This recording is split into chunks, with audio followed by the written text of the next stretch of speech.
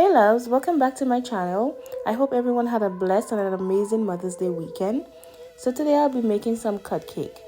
In my bowl I had 2 cups of flour, and to that I'm going to add a tablespoon of yeast and half a teaspoon of salt. And I'm going to mix until soft and rest for about 30 minutes.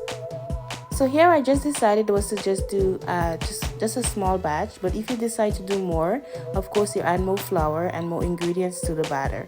So for the batter I use about a cup of water, and you mix until it's very soft and sticky, not too sticky, but sticky enough to form a ball.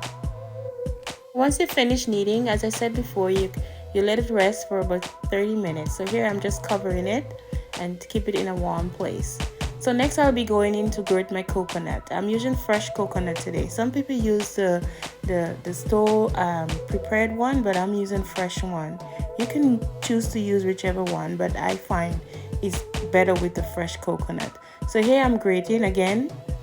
You can choose to use a blender for that process or a food processor, but I decided to grate it with my hands. So while your dough is resting, I went ahead and add my grated coconut into my pot with some spices. So here I'm adding some nutmeg and some cinnamon, and I'm going to be adding 1 cup of brown sugar and about a teaspoonful of vanilla extract. Now we're not adding any water to that. We're just going to let it simmer for a little bit in its own juices and just let it caramelize for a bit, just to come together before we add it to the dough. So to that I also added some red food coloring. Now this was my first time using that coloring. Normally I use the liquid one, but this one was gel, but it came out pretty good still. I added about a teaspoonful or half teaspoonful, sorry, of that to the pot as well, and I just let it simmer for about 5 minutes or so, just to get the sugar caramelized for a bit.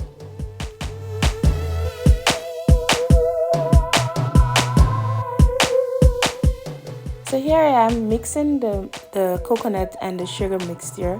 You keep stirring it during the 5 minutes so that it doesn't burn in the pot. So here I am finishing it. That's the finished product. You can add more coloring to that if you find like it's not red enough for you, but for me I just use like a half teaspoonful of that. So once that's done, you set it aside, let it cool down, and then you go ahead and roll out your dough. Sprinkle flour on the surface and also on your rolling pin. Roll your dough out as thinly as possible, but not too thin where you can bust the dough, before adding the mixture to it.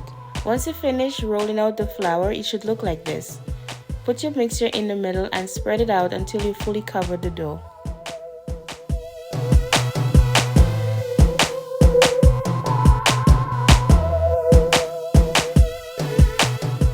So once that is done, you roll your dough or fold your dough, beginning from the front of you to the other end.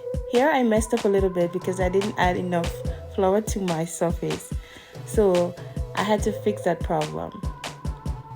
But then you will see at the end what it turns out to be like. And make sure once you get to the end, you fold the ends in to prevent the juices from the filling from seeping out while baking.